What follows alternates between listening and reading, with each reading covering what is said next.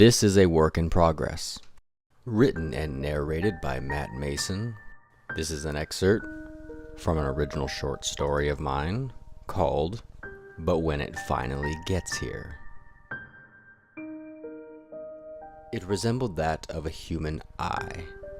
A paintbrush smear of filthy white paste, like age, bone, and hue, lay from one end to the other. The drifting of small clouds hovering in the foreground could be mistaken with ease for a perfect iris. Then even nearer were the outreached limbs of naked trees, trying desperately to reach the paling sky. An impressive imagination would make these withered arms the vessel of the eye. At last we had a fully realized image of the lowering sun posing as that of a seeing eye. A curious image, if not impressive. An entertaining spectacle, if not a little bit frightening. What if there was some illusion on nature's part that could cause it to blink? Now that would be impressive to behold, thought he. Am I meeting the gaze of heaven above? Is it peering towards this house, giving request to where an omen may stay? Perhaps its purpose is to comfort and grant protection. These thoughts were followed by silent and internal laughter. These thoughts were merely thoughts. These thoughts were that of a rational man named Daniel Thompson Clayton, who from his front window had the vantage point to create this blunder of timing and positioning. Daniel may have smiled as he stared into the gape of colors around the burning sphere, something that was somewhat a rarity for him in his recent years, unfortunately.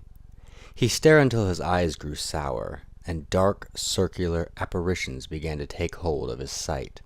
He closed his eyes and swayed his head gently, and then upon reopening them, this time lending his view to the surrounding woods, he found that the playful flares of pulsing darkness were still abound.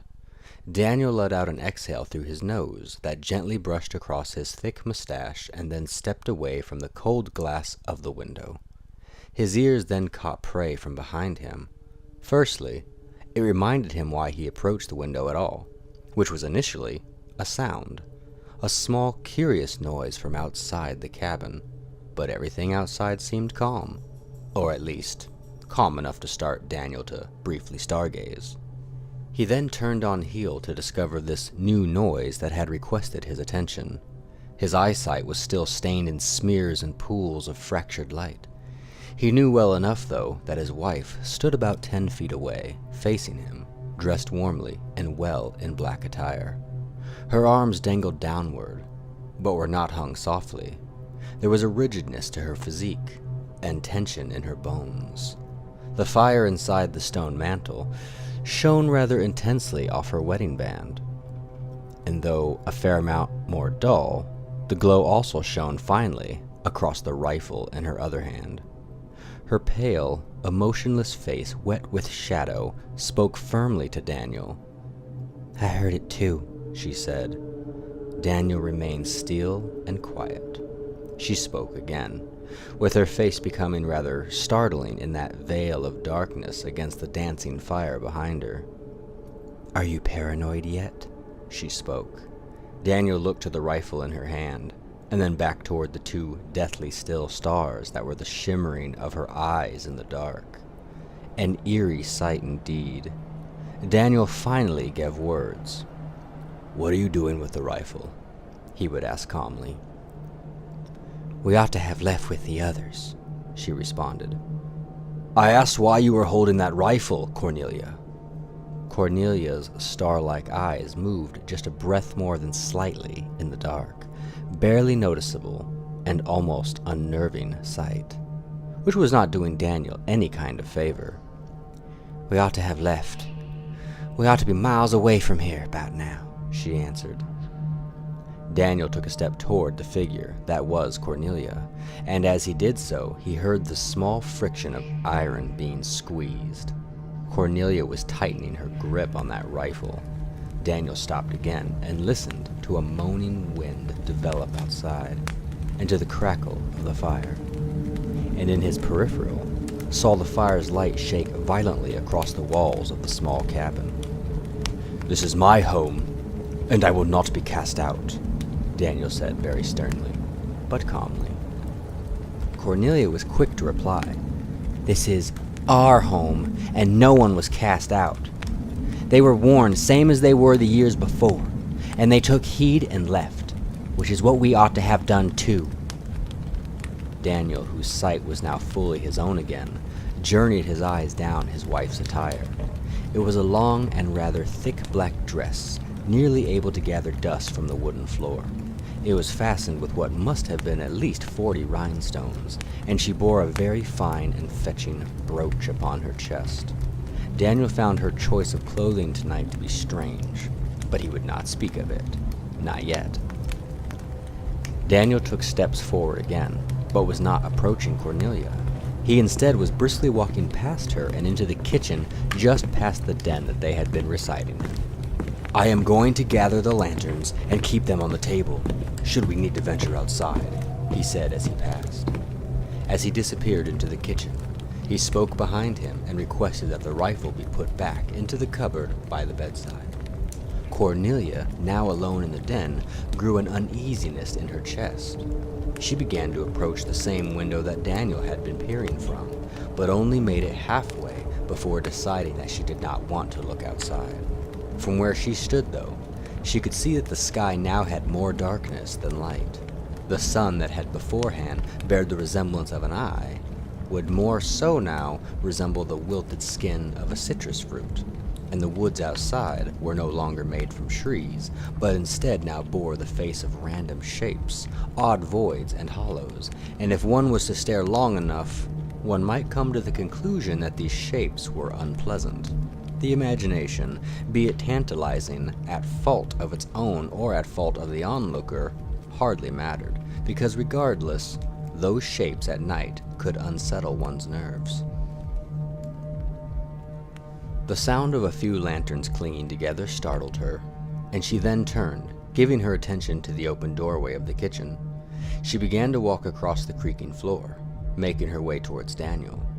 He was standing at the head of their dining table with 4 lanterns, each of which was being examined to see the amount of oil contained inside. Cornelia entered the kitchen, rifle still in hand, and stood on the opposite side of the table. Cornelia softly spoke. "It is dark outside now."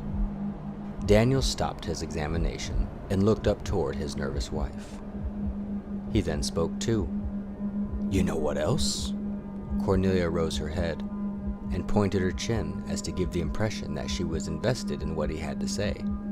Daniel then pointed and said, "That's a chair." Daniel's finger was posed with his index pointed at a small chair near the corner of the table.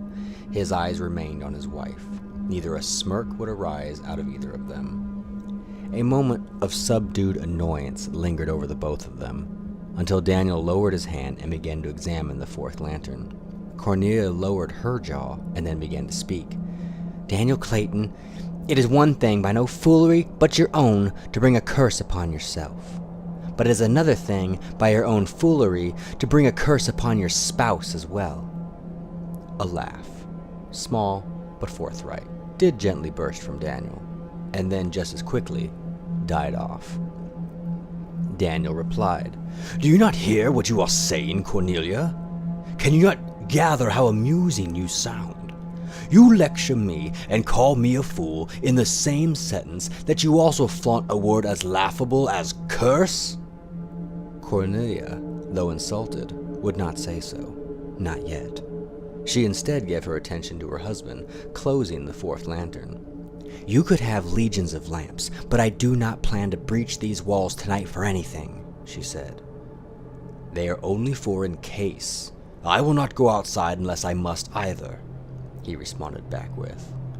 He then looked at the rifle, now woven about with both her hands. Frustration was visible within his eyes, and he gave a glare towards his wife that gave her a small start. Daniel said softly, "I asked you already to rid yourself of that rifle. It is unnecessary, and I might rest more easily if you were not fumbling in the dark with it in your hands." "I might rest more easily if your stubbornness didn't have us in this house tonight. We ought to have left with the others." "Hear this now, Cornelia!" Daniel spoke more harshly.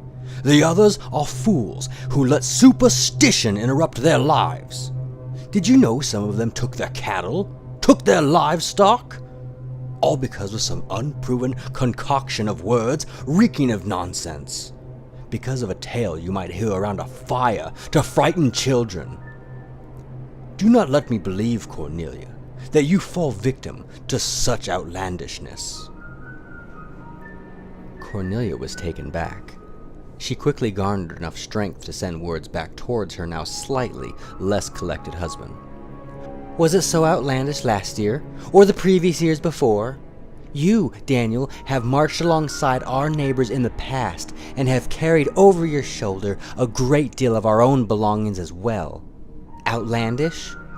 Why is what was a cautious action before now just superstition?" Daniel scoffed and walked clockwise around the table to avoid getting close to Cornelia. His shadow washed over her as he passed and re-entered the den, destined for a soft chair that was awaiting by the fire. As he sat down and began to comfort himself, a task now in need of effort, he saw his wife was now drawing near behind him. She softly, almost pleasantly, spoke to the back of Daniel's head. "You are afraid too, Daniel. I saw the way you gazed out that window. You have investigated every sound this house has made, and you even look pale. Daniel, you fear that something awful is coming here tonight. Same as I do." "Nothing is on its way here this night, except the shortening of my patience," Daniel sharply but quietly interrupted.